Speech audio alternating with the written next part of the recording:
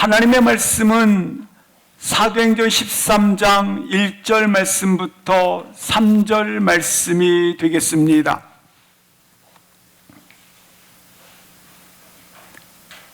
사도행전 13장 1절 말씀부터 3절 말씀 함께 합독하시겠습니다. 안디옥 교회에 선지자들과 교사들이 있으니 곧 바나바와 니게르라 하는 시므온과 구레네 사람 루기오와 분봉왕 헤롯의 젖동생 마나엠과 및 사울이라. 주를 섬겨 금식할 때에 성령이 이르시되 내가 불러 시키는 일을 위하여 바나바와 사울을 따로 세우라 하시니, 이에 금식하며 기도하고 두 사람에게 안수하여 보내니라. 아멘. 예수님에게 집중하면 하나님을 만나게 됩니다. 하나님을 만나면 내가 누구인지를 압니다. 내가 누구인지를 알기 때문에 가는 길을 알게 되는 것입니다. 그러나 내게 집중하면 하나님을 만날 수가 없습니다. 하나님을 만나지 못하면 내가 누구인지를 모릅니다. 내가 누구인지를 모르기 때문에 가는 길에 방황을 하는 것입니다. 그러므로 사랑하는 성도 여러분, 믿음의 주요 온전케 하시는 예수님께 집중할 수 있기를 주의 이름으로 기도합니다. 하나님 백성인 우리는 두 가지의 음성을 들어야 합니다. 하나는 성령님의 음성을 들어야 합니다. 사모하는 심령들 속에 나에게, 우리에게 성령님은 음성을 들려주십니다. 다른 하나는 성령님의 음성인지 이성과 사단이 들려주는 음성인지 분별하는 음성을 들어야 합니다. 성령님은 우리 가운데 내재해 계십니다. 예수님께서는 우리와 성정이 같습니다. 그런 예수님께서 성령님의 이끄심에 따라서 행하셨습니다. 따라서 우리도 성령의 이끄심 따라 서 있게 되면 놀랍게 예수님을 닮는 생활을 할 수 있다고 하는 것입니다.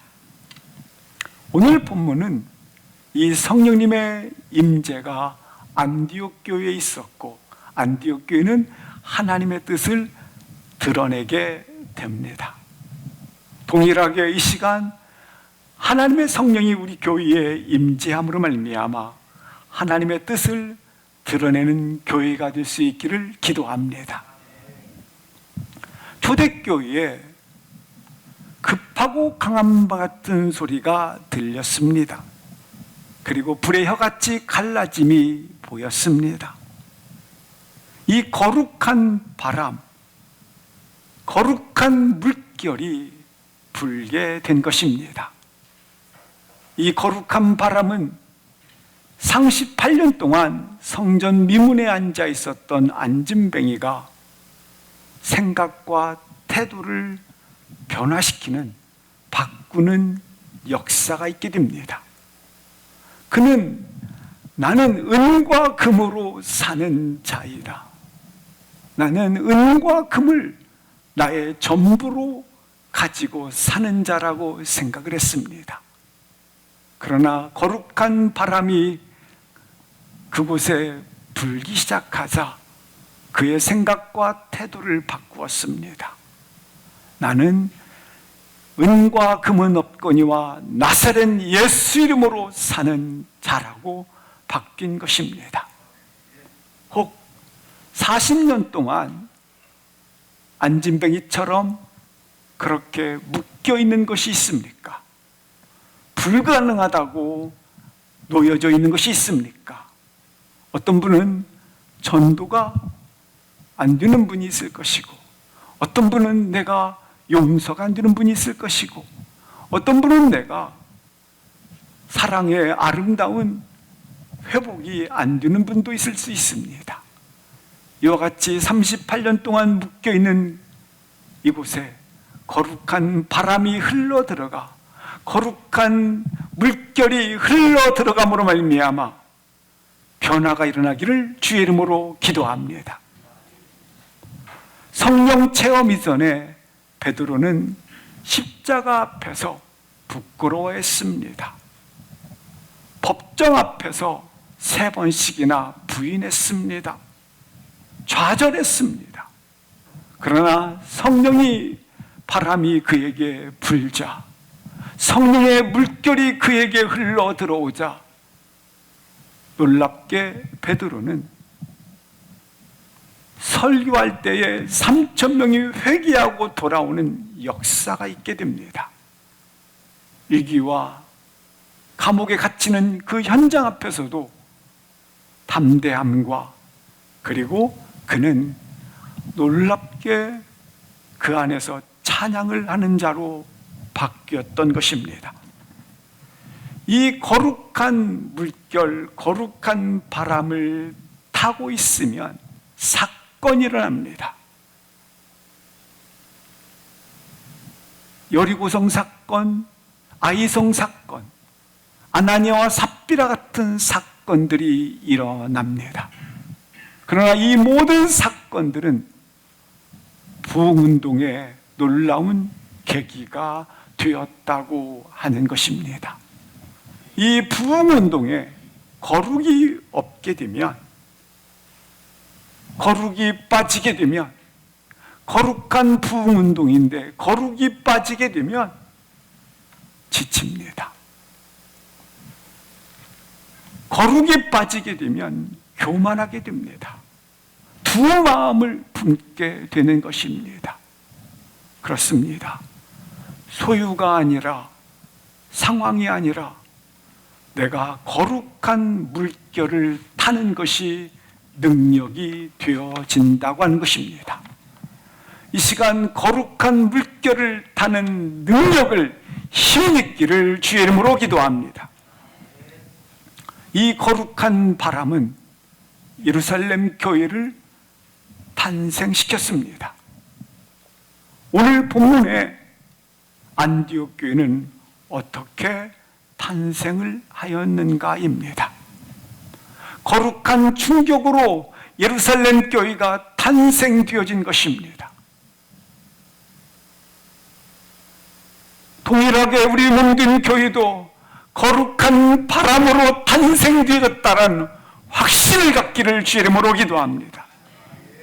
이 거룩한 충격으로 탄생된 교회가 예루살렘 교회입니다. 그런데 이 예루살렘 교회에 핍박과 고난이 밀려온 것입니다. 사도행전 11장 19절부터 22절까지 보도록 하시겠습니다. 사울의 주도적인 앞장을 통해서 핍박을 하기 시작합니다. 스데반이 순교를 당하게 되자 예루살렘 교회는 흩어지게 됩니다. 흩어진 자들이 베니게 굽으로 어디에까지 이르러? 안디옥까지 이르러 말씀을 전하게 됩니다. 20절 보시겠습니다. 안디옥에 이르렀을 때에 안디옥의 주 예수 이름을 믿으라 전파할 때에 이방인 헬라인들이 안디옥에 있었던 사람들이 21절 보시겠습니다. 수많은 사람들이 믿고 돌아왔더라. 안디옥 교회가 이처럼 수많은 사람들이 돌아옴으로 세워진 교회가 된 것입니다. 22절에 보니까 예루살렘 교회는 안디옥 교회가 세워졌다는 소문을 듣고 누구를 보냅니까? 바나바를 보내게 되었더라 말씀을 하고 있는 것입니다. 따라서 안디옥 교회는 거룩한 바람의 물결로 탄생한 교회가 되어진 것입니다. 이 바나바는 다수에 있는 사울에게 가게 됩니다. 25절 보시겠습니다. 다수에 있는 사울을 찾아가서 26절 보시겠습니다. 안디옥으로 와서 1년간 가르치고 그리고 그들에게 복음을 전하였더라 말씀을 해주고 있습니다. 이처럼 안디옥 교회는 핍박했던 자 사울과 핍박받았던 자와 함께 세워진 용서가 있는, 용서를 뿌리로 하고 있는 교회인 것을 볼 수 있는 것입니다. 사랑하는 성도 여러분, 이 시간 참된 교회는 70번씩 7번 용서하는 자입니다. 혹시 용서치 못하고 있는 분이 계십니까? 70번씩 7번 용서하셔서 교회로 서 있기를 주의 이름으로 기도합니다. 먼저 안디옥 교회의 영적 지도자들을 보도록 하시겠습니다. 1절부터 3절 말씀을 보시겠습니다. 안디옥 교회의 영적 지도자 5명의 이름이 소개되어져 있습니다. 우리는 직함 그리고 나이, 순위에 따라서 이름을 명부에 기록을 합니다. 근데 오늘 본문에는 헬라식 이름으로 이름을 기록하고 있습니다. 헬라식 이름은 특징이 하나 있는데 사건의 중요도, 사건의 영향력을 미치는 사람에 따라서, 영향도에 따라서 이름을 기록하는 것이 헬라식 이름의 표기가 되겠습니다. 그래서 오늘 본문에 영향력 있는 사람부터 이처럼 이름을 기록하고 있다는 것을 먼저 주지해 주시기 바랍니다. 첫 번째 인물이 누굽니까? 바나바입니다. 바나바는 예루살렘 교회가 물질적인 부분에 많은 부족감을 느끼고 있을 때에 그는 자기의 재산을 팔아 그가 사도들의 발 앞에 두었더라, 그런 자입니다. 그리고 그는, 바나바는 안디옥 교회에 가장 영향력을 미치고 있는 지도자였다라고 말씀을 해주고 있습니다. 두 번째 사람이 니게르라는 시몬이 되겠습니다. 니게르라는 시몬은, 니게르란 뜻은 피부가 검다란 뜻입니다. 피부가 검다란 것은 흑인이지 않겠습니까? 흑인 시몬이 되겠습니다. 구레네 사람 루기오가 나와 있는데 라틴식 이름입니다. 그래서 이탈리아 쪽에 속한 사람입니다. 분봉왕 헤롯의 젖동생이니까 왕족의 그런 권력을 가진 그러한 사람의 만화인이 소개되어 있습니다. 젖동생이라고 하는 것은 예전에는 우리나라의 평균 출산율이 8명 내지 10명이지 않았습니까? 첫째와 마지막 8번째 사이에는 마치 아버지와 아들 같지 않습니까? 그렇게 나이 차이가 많은 관계라는 것입니다. 그리고 5번째 인물이 사울이 등장을 합니다. 사울은 안디옥 교회에서 사역을 하고 있지만 실상은 그는 여전히 진실로 저가 하나님의 사람인가, 변화를 가져온 사람인가, 아니면 우리를 체포하기 위해서 정보를 수집하는 사람인가, 이렇게 중간에 끼어 있는 그와 같은 사울이 되겠습니다. 하지만 사울은 바나바와 항상 함께 있었기 때문에 이렇게 이름에 포함되어져 있다, 그렇게 볼 수 있습니다. 5명의 영적 지도자가 있습니다. 분명히 이들은 다른 배경, 나이, 직업, 그리고 다른 나라 사람들입니다. 다른 나라 이방인들입니다. 근데 어떻게 하나로 함께할 수 있었겠습니까? 주 안에서입니다. 그렇습니다. 우리 중에 실상 어떤 누구도 함께 할 수 있는 사람은 한 사람도 없습니다. 물론 필요상 이렇게 잠시 함께하는 것 같지만 진심에 함께하는 것을 말하는 겁니다. 우리 중에 아무도 없습니다. 그러나 우리가 함께하는 근거는 예수 그리스도를 머리로 하여 함께 공동체를 이루었다고 하는 것입니다. 사랑하는 성도 여러분, 우리는 우연히 만난 것이 아니라 이와 같은 주를 머리로 하여 지체로 모여있다는 사실을 기억할 수 있기를 바랍니다. 이렇게 영적 지도자 5명이 있는데 이들에게 2절 말씀을 보시겠습니다. 성령이 이들에게 이르시되 말씀을 하고 계시다고 하는 것입니다. 성령께서 이끌어 주셨다라고 말씀을 하고 있습니다. 이 5명의 영적 지도자들에게 성령이 말씀을 하셨습니다. 예수님은 아버지와 나는 하나인이라고 말씀을 하시면서 아버지와 예수님과는 얼마나 깊은 관계를 교제를 하고 있는지를 보여줍니다. 동시에 이렇게 말씀하십니다. 나는 아버지의 일을 한다 말씀을 하십니다. 그리고 예수님께서는 성령님을 이렇게 소개하고 있습니다. 요한복음 16장 13절을 같이 한번 읽겠습니다. 시작. 그러나 진리의 성령이 오시면 그가 너희를 모든 진리 가운데로 인도하시리니 그가 스스로 말하지 않고 오직 들은 것을 말하며 장래일을 너희에게 알리시리라. 예수님은 성령님을 소개하시는데 이렇게 소개합니다.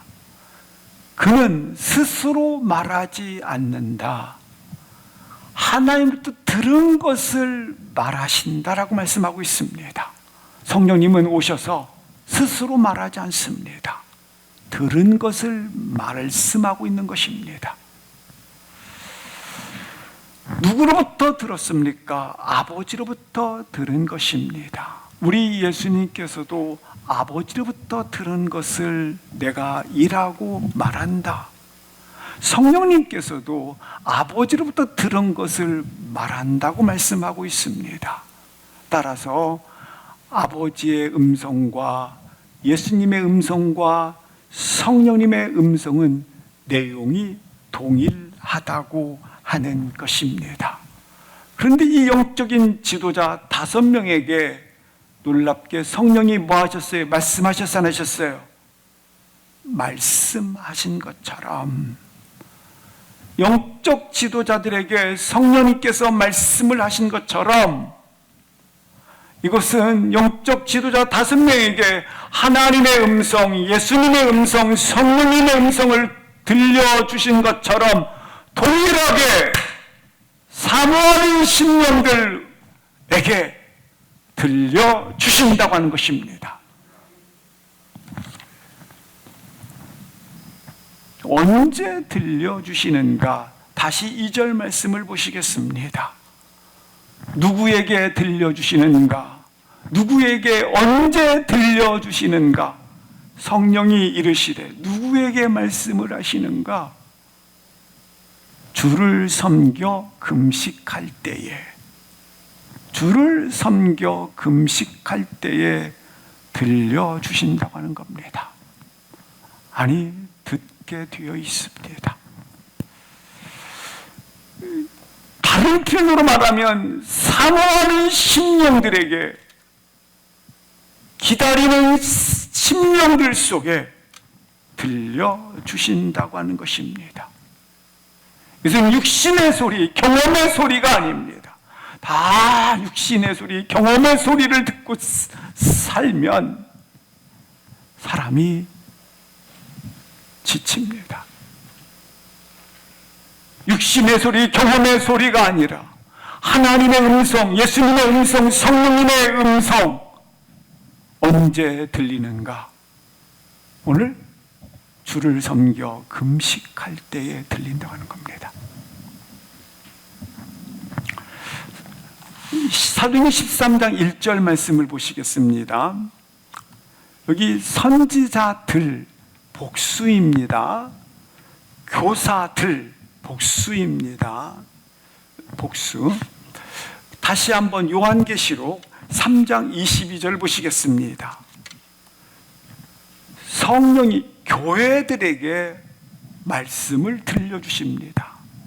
자, 보십시오. 교회들, 그리고 선지자들, 교사들에 들려주신 겁니다. 언제 들려주십니까? 방금처럼 주를 섬기며 금식할 때에.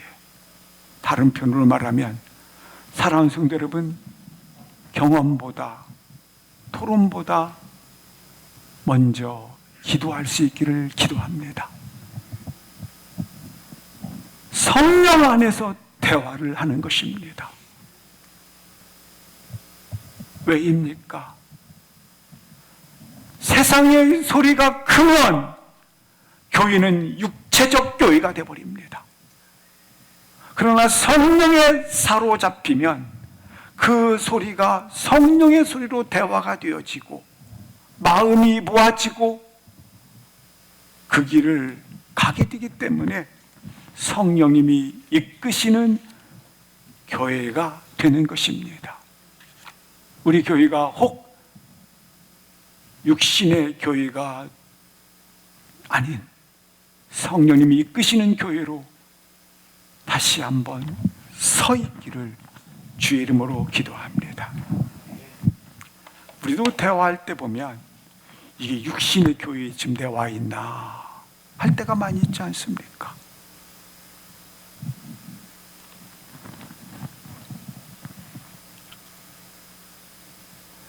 그리스도인들에게 있어서 5가지가 중요한 부분으로 되어 있는 안디옥 교회를 보게 됩니다. 첫 번째 1절 보시겠습니다. 안디옥 교회는 어떤 교회였는가? 첫 번째, 선지자들은 말씀을 선포하는 자들이 아니겠습니까? 교사들, 선지자와 교사 역할을 얘기하고 있지 않습니까? 선지자 역할, 교사 역할이 있지 않습니까? 선지자들, 말씀을 선포하는 자들, 교사들, 가르치는 자들 아니겠습니까? 그러니까 교회는 항상 뭐가 있어야 된다? 말씀을 가르치든지 배우든지, 가르치고 있어야 되고 배우고 있어야 교회라는 겁니다. 안디옥 교회는 선지자들과 교사들의 역할이 있는데 바로 교회는 가르치고 있어야 되고 배우고 있어야 됩니다. 중간지대가 없습니다. 중간지대는 세상에 빠질 수밖에 없습니다. 왔다 갔다 하면 세월을 낭비하게 됩니다. 하나님의 생각과 나의 생각이 다르다라고 하는 것을 늘 염두에 두십시오. 대부분의 사람들은 자기 생각이 옳아 보이고 자기가 경험한 것이 진리라고 생각을 하고 그리고 자기 생각이 위대하다고 생각을 합니다. 그러나 말씀을 가르치고 배우면서 아는 한 가지가 있습니다. 내 생각이 얼마나 짧았는지. 하나님의 생각을 모르면 내 생각이 충만합니다. 하나님의 생각을 모르면 내 생각이 가득합니다. 말씀은 운동력이 있어서 혼과 영과 관절과 골수를 치료하지 않습니까? 따라서 말씀을 읽을 때 외롭지 않습니다. 괴롭지 않습니다. 우울증에 빠지지 않습니다. 지치지 않습니다. 왜냐하면 치료하기 때문에 말입니다. 그러나 말씀을 읽지 않고 있으면 아무리 세상에서 선한 일을 해도 외롭습니다. 세상에서 아무리 선한 일을 해보세요. 자기가 하고 싶은 거 다 해보세요.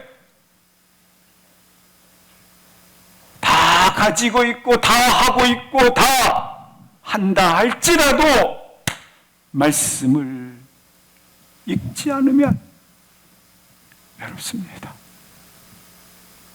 지칩니다. 왜냐하면 말씀은 혼과 영과 관절을 치료하는 능력이 있기 때문에 그렇습니다.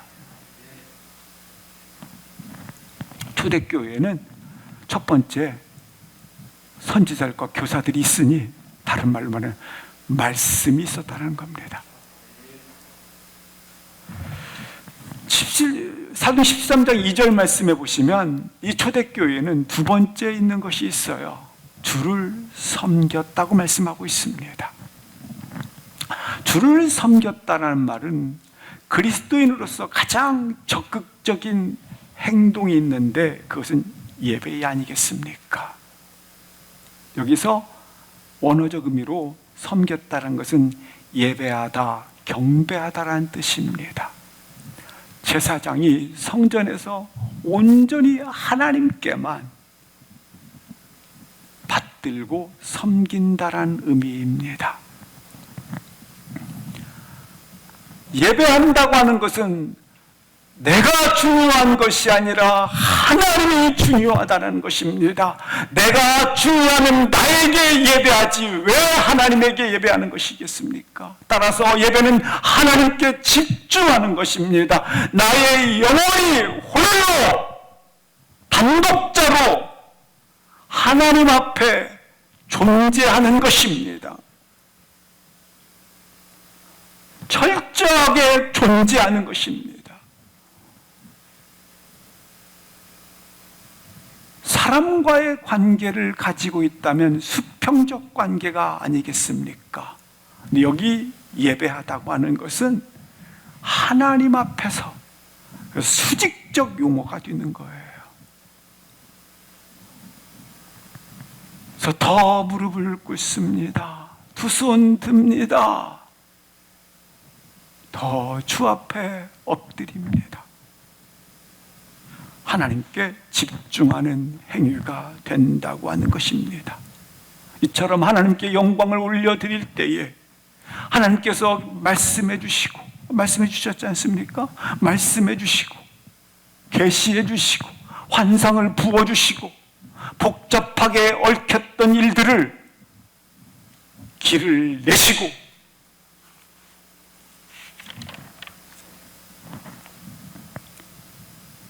우리는 이 본문을 통해서 볼 수 있는 거 있습니다. 주일은 주의 날입니다. 주일은 주께서 정하신 예배의 날입니다. 주일은 주말이 아닙니다. 이 세상은 이상하게 주일날을 주말로 묶어버렸어요. 주말 쾌락을 누리고 즐거움을 누리고 누리는 날로 바꿔버렸어요. 이날은 주가 정하신 주의 날일세. 예배하고 예배.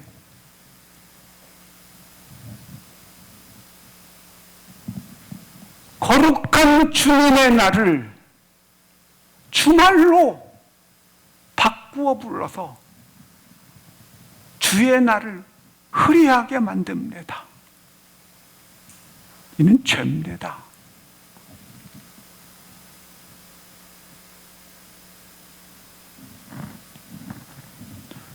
주일은 공휴일이 아닙니다. 주일은 주말이 아닙니다. 주일은 예배하는 날입니다. 그래서 달력에도 첫 시작 주일이 됐지, 한 주간의 시작이 주일로 돼 있지. 한 주간의 시작을 내가 하나님 앞에 예배로 시작합니다. 한 주간의 첫날을 주 앞에 엎드려 경배합니다. 첫날을 하나님께 더 철저하게 드리시기를 바랍니다. 주를 섬겨 세 번째 금식할 때에, 여기 금식하다는 용어와 동일한 언어가 있는데 기도하는 사람들이란 뜻입니다. 기도하는 사람들이라고 하는 것은 내가 육으로 사는 존재가 아니요 하나님의 말씀으로 사는 존재라는 의미입니다. 나는 하나님의 말씀을 먹고 사는 자이지 육의 양식을 필요 없다는 얘기가 아니에요. 그걸 먹고 사는 존재가 아닙니다 라는 얘기를 하는 겁니다. 우리 예수님께서 40일 금식하고 내려오셨을 때에 사단이 와서 돌덩이를 떡덩이 되게 해서 허기진 배를 채우라, 배불리 먹어라. 예수님께서 뭐라고 말씀하십니까? 사람이 떡으로만 사는 존재가 결코 아니다. 하늘로부터 오는 영의 양식, 말씀을 먹고 사는 자다. 육의 유지를 위해 음식이 필요합니다. 그러나 음식을 필요로 하지만 이것을 먹고 사는 존재가 아니라 난 주의 말씀을 먹고 사는 자입니다. 다른 말로 말하면 나는 영적 존재입니다. 하나님께서 어떤 사람을 불러 세우는가, 어떤 사람을 불러 하나님의 일을 맡기는가, 하나님께서 어떤 사람을 불러 성령이 지시하는 하나님의 일을 맡기시는가, 주를 섬겨 금식하는 사람 말입니다. 우리는 분명히 아는 것이 있습니다. 1절에서 말씀이 나왔고 2절에서 예배가 나왔고 금식 기도가 나와 있습니다. 이 말씀과 기도에 젖어들면 깨달아지는 것 한 가지, 나를 아는 것입니다. 겉은 멀쩡하지만 내 속에서 움직이는 것을 아는 겁니다. 아, 부도가 나 있는 나, 내 속에서 움직이는 것, 텅 비어있는 나, 깨진 나, 가면을 쓰고 있는 나, 교만한 나, 자기를 아는 것입니다. 말씀을 읽고 기도하고 말씀을 읽고 다시 서 있게 되면 철저하게 자기를 깨달아 알게 되는 것입니다. 하나님이 없으면 난 먼지요 티끌이요 재이구나. 말씀을 읽고 기도하는 사울은 자기가 누군지를 이렇게 이야기를 합니다. 로마서 7장 14절 말씀, 24절 말씀을 보시겠습니다. 오라 나는 곤고한 사람이로다. 오라 나는 사망의 몸에 매여 있구나. 바울이 말씀을 묵상하고 기도하면 기도할수록 자기 속에서 움직이는 걸 봅니다. 내 영혼이 황충이가 먹어버려 마치 황폐화되어 있구나. 내 영혼에 악취가 나는구나. 자기를 보니까, 악취가 나는 자신의 모습을 보니까 겸손할 수밖에 없어요. 배차된 내 영혼, 더 이상 내려갈 곳이 없는 나의 영혼의 악취를 보면서 더 이상 교만할 수가 없는 겁니다. 말씀에 비추어서 기도하는 가운데 내가 누군지를 깨달아지는 겁니다. 아는 겁니다. 그래서 내가 누군지를 알기 때문에 그동안 쌓아두었던 이 우상들을, 그동안 싸우면서 그렇게 가장 절대시했던 것, 이것만은 내가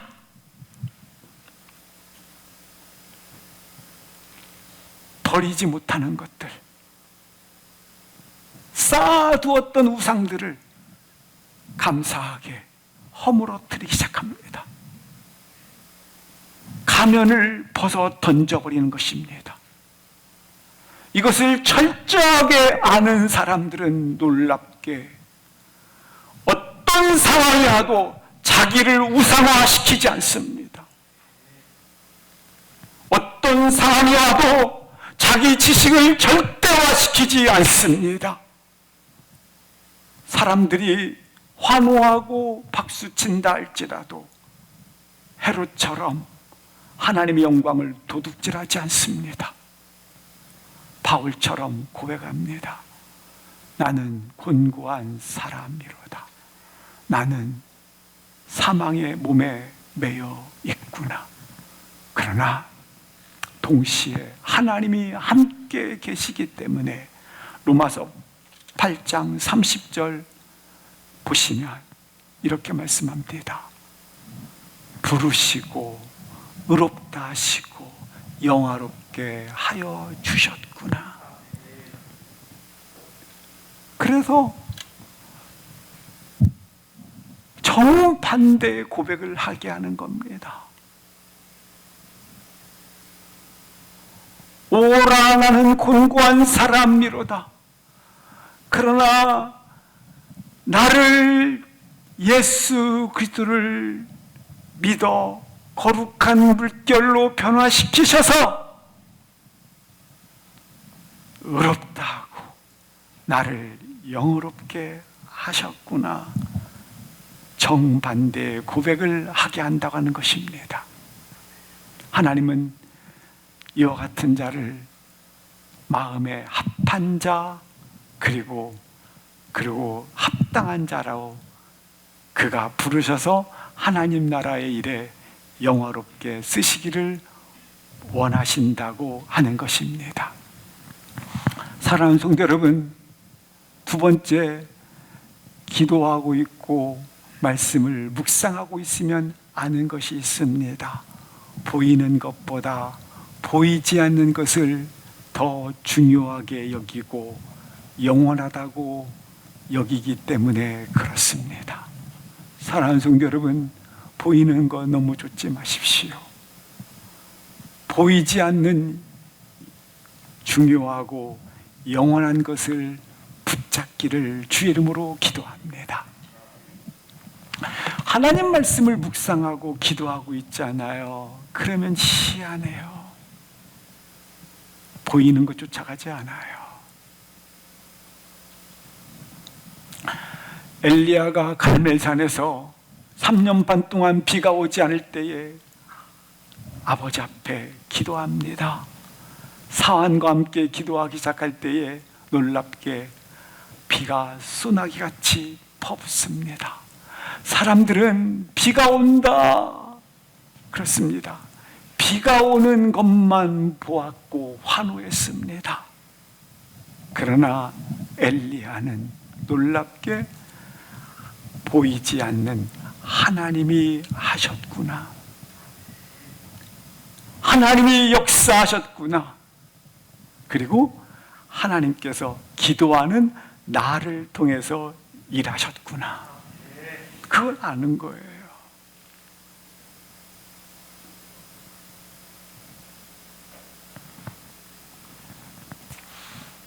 다른 사람 기도하고 말씀 묵상하지 않으면요 모릅니다. 몰라요.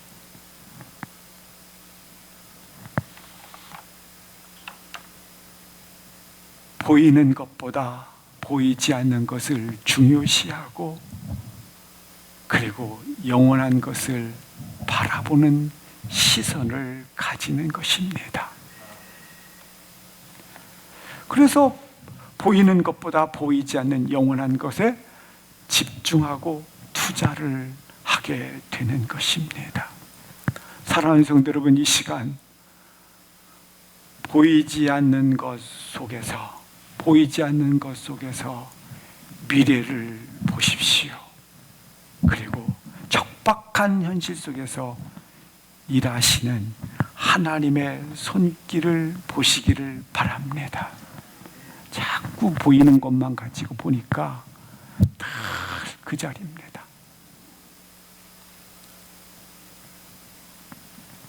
비록 겨자씨, 작은 겨자씨 하나밖에 없지만 우리 주님께서 새들이 노래한다고 말씀하시지 않습니까? 왜? 보이지 않는 것에서 보니까 이미 보았고 들어서 그 작은 겨자씨에서 나무들이 자라 숲을 이루고 숲을 통해서 새들이 와서 깃들어 노래하지 않습니까?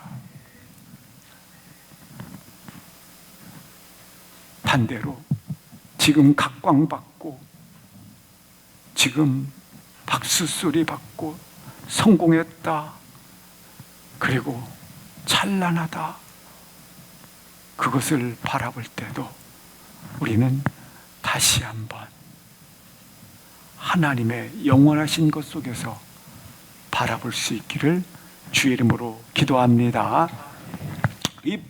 이 말씀 묵상하고 기도하면 기도하는 가운데 우리 가운데 오는 것이 있습니다. 그것은 바로 내적 치유가 오는 것입니다. 내적 자유가 이루어진다고 하는 것입니다. 사랑하는 성도 여러분, 내가 마음으로 나는 자유인이다, 이를 깨물고 나는 자유하다 외친다고 해서 자유롭지 않습니다. 왜냐하면 들짐승 같은 힘이 내 안에서 절대로 놔두질 않습니다. 이 들짐승 같은 힘이 계속해서 나를 자유케 하도록 놔두질 않습니다. 그래서 아무리 외쳐보십시오, 절대로 자유로울 수가 없습니다.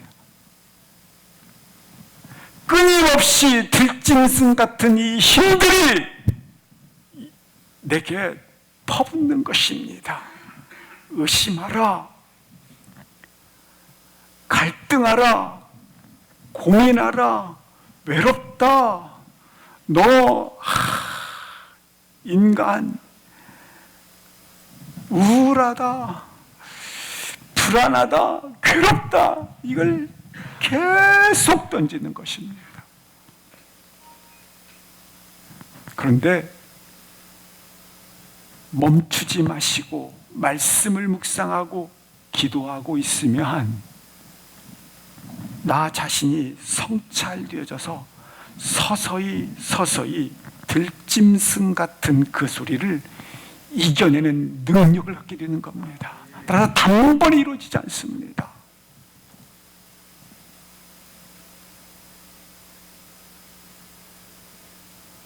이렇게 자유해지면 한 사람 전화 하나도 외롭지가 않습니다. 그러나 100만 사람을 만나도 외롭습니다. 왜냐하면 하나님의 은혜의 세계가 나의 세계 속에 이루어졌기 때문에 그렇습니다. 하나님을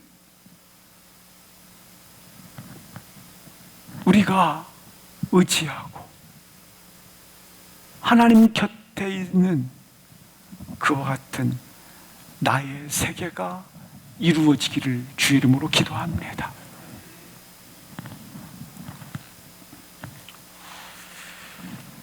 기도하고 묵상하는 사람들은 어떤 사람들입니까?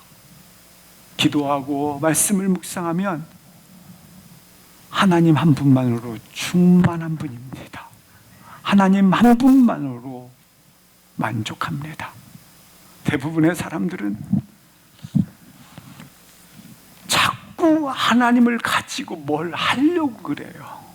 하나님 이렇게, 하나님 이렇게, 하나님을 가지고 이렇게 하자라는 거예요.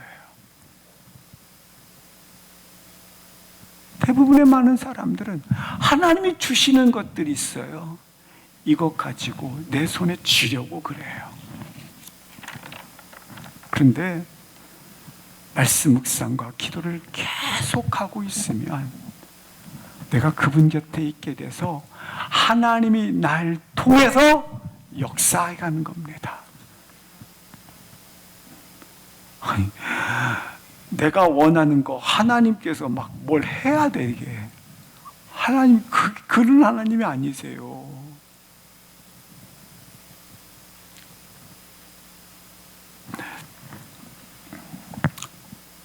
네 번째 안디옥 교회는 13장 2절 보시겠습니다. 2절 말씀에 보니까 이런 말씀이 있어요. 첫 번째가 말씀, 두 번째가 섬겨, 세 번째가 금식, 네 번째 내가 불러시키는 일을 위하여 말씀하고 있습니다. 따로 세우라. 바울은 일생 동안 하나님의 부르심을 3번 경험을 합니다. 한번 간단하게 보시겠습니다. 갈라디아서 1장 15절 말씀을 보시겠습니다. 태중에서부터 하나님의 일을 위하여 내가 택정함 부르심을 입었다. 두 번째 로마서 1장 1절에 보시면 예수 그리스도의 종 내가 부르심을 받았다. 부르심이 3번 있었는데 바울로 부르심을 받았다. 여기 부르심을 받았다라는 말은 아브라함도 부르심을 받았지 않습니까? 근데 갈 바를 알지 못하고 지시한 땅이 아니라 지시할 땅을 간다고 말씀하지 않았습니까? 이 말은 무슨 말이냐면 삶의 방식을 바꾸라는 것입니다. 너의 신념으로 삶을 사는 것이 아니라 살아가는 삶의 방식이 믿음으로 살아가라는 것입니다. 내 힘과 내 능력과 내 지식과 내가 가진 정보로 살아가는 것이 아니라 하나님이 공급자이시며 하나님이 치료자이시며 하나님이 우리 가운데 역사하시는 주관자이시며 하나님이 인도하신다고 하는 하나님이 주신 힘으로 하나님의 방식으로 살아가는 자가 되라는 것입니다. 세 번째 부르심이 13장 2절 말씀이 되겠습니다. 오늘 성령께서 바나바와 바울을 따로 불렀더라. 부르심의 자리에 서 있기를 기도합니다. 3절 말씀을 보시겠습니다. 안수하여 보내니라. 순종하였다라는 것입니다. 나의 생각과 또한 주의 생각이 다를 때 즉시 태도를 바꾸시기를 바랍니다. 우리는 항상 지금입니다. 지금 회개하십시오. 지금 말씀을 들으십시오. 지금 순종하십시오. 지금입니다. 지금 내려놓으십시오. 지금 거룩한 바람으로 생각과 태도를 지금 바꾸십시오. 핑계하지 마십시오입니다. 이 5가지가 안디옥 교회에 있었던 것처럼 그들을 세상이 감당치 못하게 됩니다. 그리고 오늘 바울과 바나바를 따로 세우니라. 작은 기도의 모임이었습니다. 그러나 이 작은 기도의 모임은 큰 역사, 세계 역사를 바꾸는 계기가 된 것을 볼 수 있습니다. 우리 작지만 함께 말씀과 그리고 기도하는 일에 집중할 수 있기를 기도합니다. 오늘 복음은 설득하거나 설명하는 것이 아닙니다. 복음은 사랑하기 때문에 가서 전하는 것입니다. 복음은 사상이 아닙니다. 이론이 아닙니다. 복음은 철학이 아닙니다.